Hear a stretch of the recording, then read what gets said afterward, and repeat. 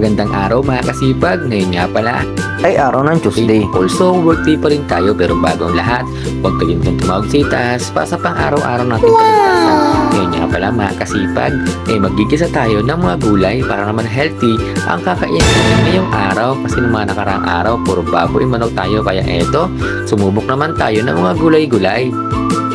At dito nga mga kasipag, nag-start na ako maghiwa ng mga ricado na gagamitin natin para sa ating ginisang gulay. At syempre, naghiwa lang tayo ng bawang sibuyas. At also, syempre, nagagarin pala ako ng pepper dito para at least mas masarap at mas malasa ang ating lulutuin na gulay-gulay ngayong araw.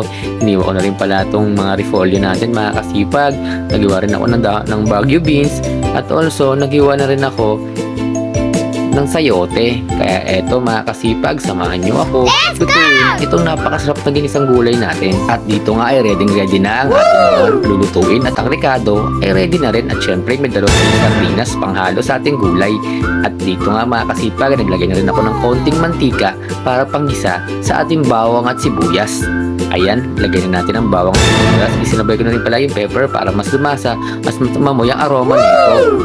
At dito nga mga kasipag, ay naglagay na rin ako ng mga gulay para gisahin na natin na mas manuot ang lasa nito para kapag habang umiinit ay mas sumasarap ang luto natin. Naglagay rin pala ako ng pampalasa na isang Knorr cubes lang para as it is saktong-sakto at sulit na sulit ang lasa nito. At meron din pala ako nilagay na paminta. Syempre, maglalagay rin tayo ng konting pampalasa, ang patis, pero konti lang para sakto lang.